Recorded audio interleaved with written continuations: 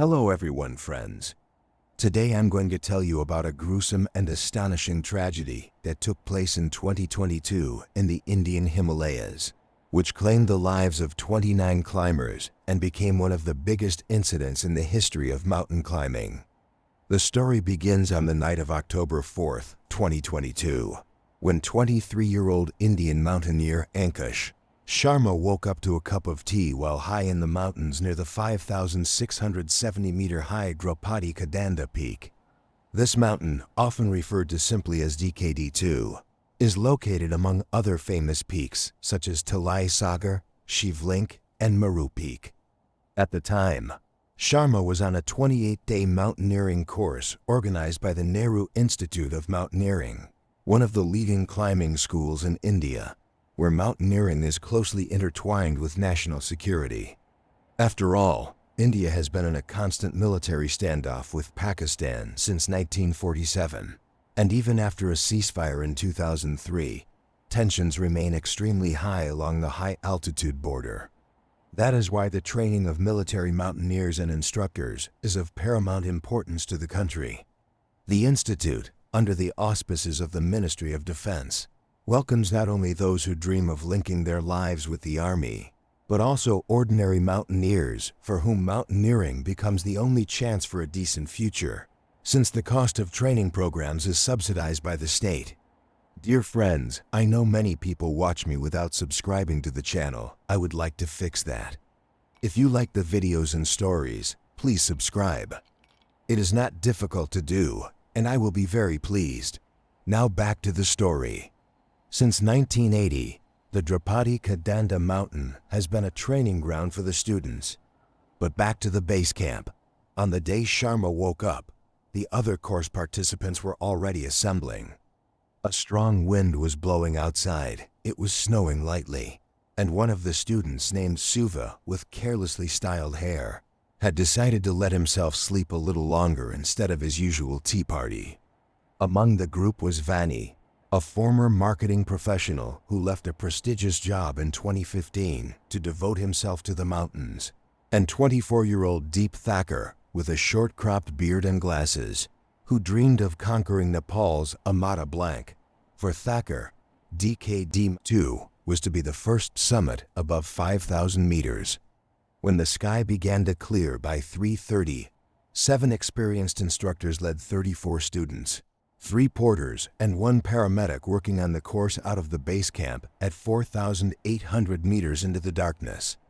In addition to the main group, they were followed by a solitary climber who planned to ski down from the summit. The group, having reached the first landmark, Rambo Rock at an altitude of 5,100 meters, began to overcome a short, rocky section of the route, chosen precisely because the mountain was not considered technically difficult and served for training, turning into an exciting adventure for the students. Vani, advancing in the middle of the long column, watched as the participants' flashlights slid across the glistening snow, while those who were ahead plowed a path through snowdrifts reaching as deep as their shins. The ascent continued along a narrow, deep crevasse, and soon the summit was in sight. Several instructors and sturdy students had almost reached it and began securing ropes to support those who were lagging behind. All the climbers, almost all strapped to a secure rope, stood in a column wearing bright orange helmets and red-blue-yellow jackets. Sharma reassured himself with the thought that the Nehru Institute had been taking climbers without incident since 1981. Everything changed at 8:30 when the group, having reached the top of the snowfield at the end of the anchored rope, was suddenly confronted with a terrible sound. It sounded as if someone had stepped on a dry branch. Sharma turned around and saw that the entire mountainside had collapsed under the force of a gigantic avalanche, consisting of layers of snow and chunks of ice that were sweeping the climbers away with great speed, as if grinding them under their own weight. At the same instant, one man in front fell and another man collapsed on top of him, trying to stop the movement of the avalanche by sticking his ice axe into the snow, feeling his head sinking into the snow mass. Sharma watched in silence, wide-eyed, as the fixed rope disappeared and his comrades vanished without a trace into the chaos. There were no shouts or sounds. Everything happened so rapidly, as if a moment had compressed time into complete silence. In the minutes that followed, as some members of the group tried to create life-saving air pockets, the prayers and screams gradually quieted down. Sharma, realizing that along with several instructors, he was the only one who had managed to stay in one piece, saw 34 climbers being swept down. They were not just swept away, but thrown into a narrow crevasse at 5,500 meters, where they flew 25 meters and collided with the snow, suffering horrific injuries. The wet snow under the rays of the sun in the cold crevasse became hard as concrete, destroying their bodies. When Deep Thakur fell into the crevasse, his first thought was, "I'm flying into the abyss." Landing on his stomach, he luckily found that part of his nose and mouth were above the ice debris, allowing him to continue breathing. He prayed for the avalanche to stop, but soon another trainee was upon him. His ice axe had cut his lips, and another participant, suffocating under the snow, had miraculously managed to create a thin air pocket.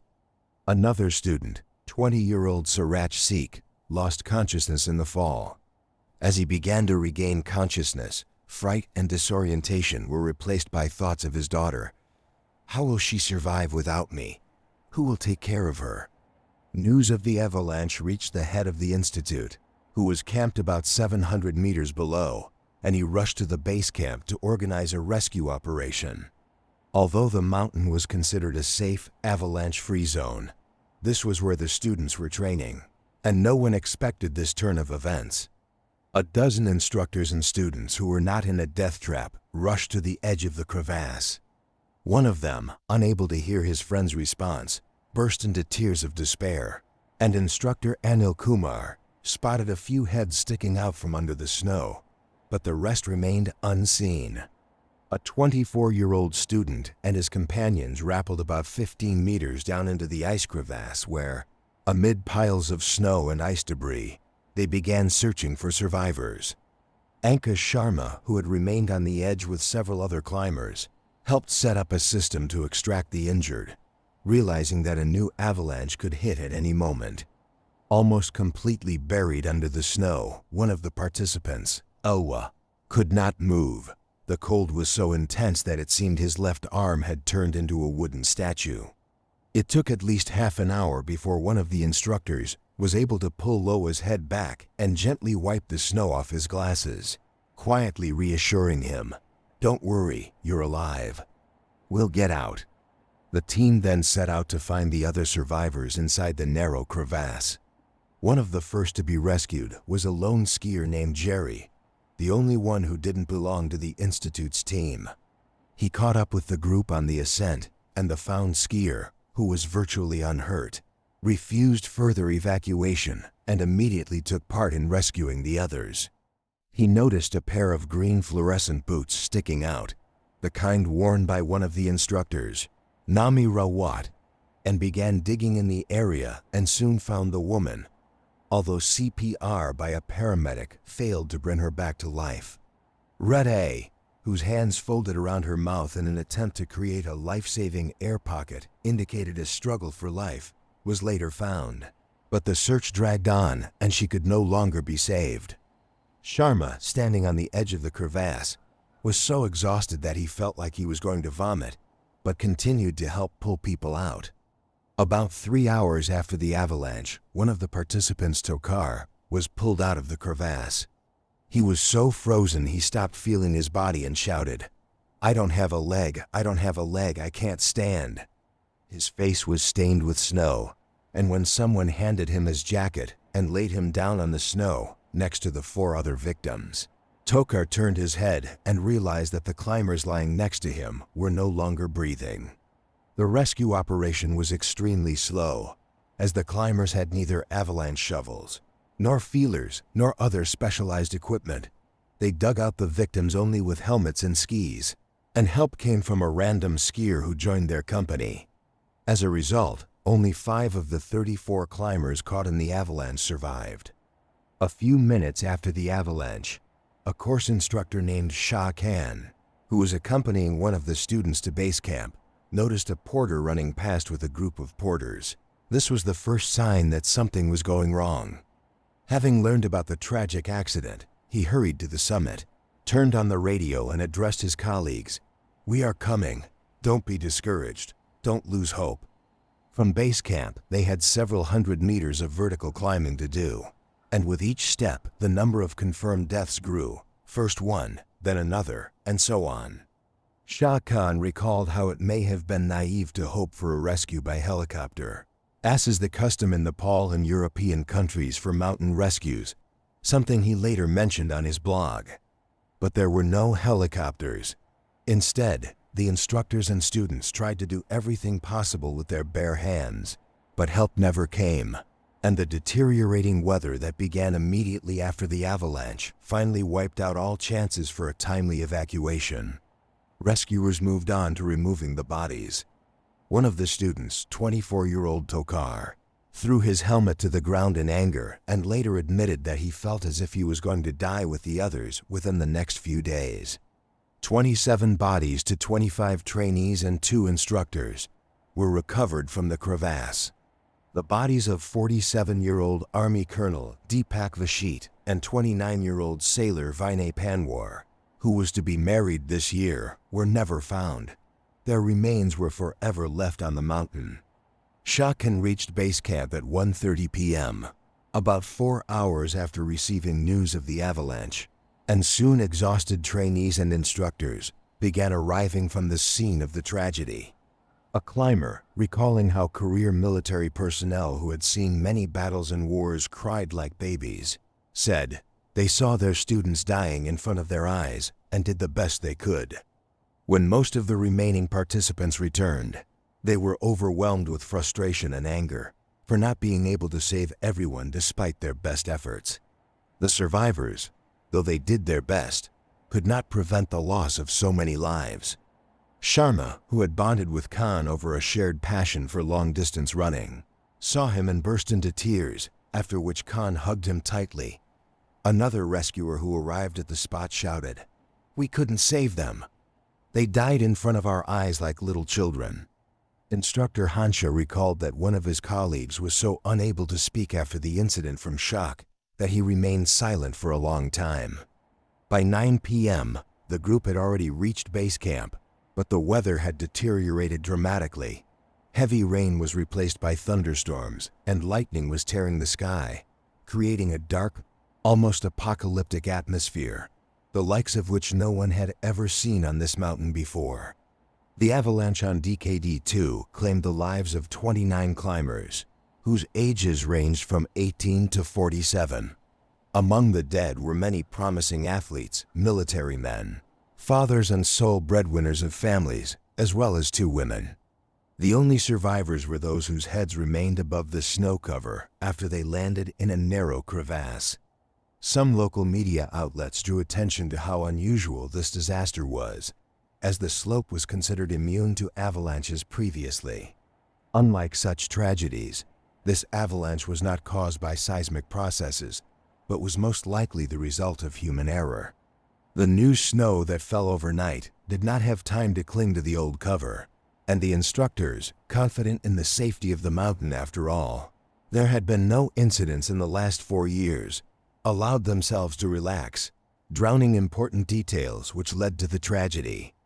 Moreover, the group was walking in a dense column without proper interval, and under their weight, a part of the snow slope broke off, which triggered an avalanche. The lack of specialized avalanche equipment, such as feelers and beacons, also contributed to the number of casualties. Had the equipment been available, the number of rescues could have been much higher.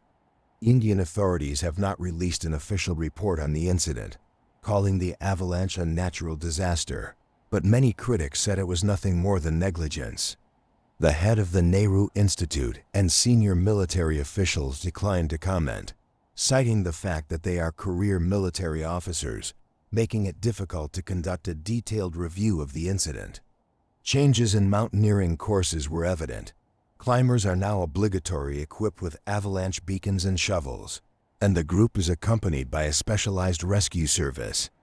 Personally, I believe that the main reason for this tragedy was the instructor's loss of vigilance, who had been taking students to this mountain for decades, feeling at home there. Because for 40 years there had been no accidents, they relaxed, missing critical details, which led to the disaster. And of course, the decisive factor was that the avalanche threw people into a narrow crevasse. If the snow had simply smeared down the slope, the number of casualties might have been much lower. What do you think about this tragedy? Write in the comments. I carefully read all feedback. Don't forget to like this video and subscribe to the channel if you haven't already done so. Your feedback is very important to me. See you on the next summits.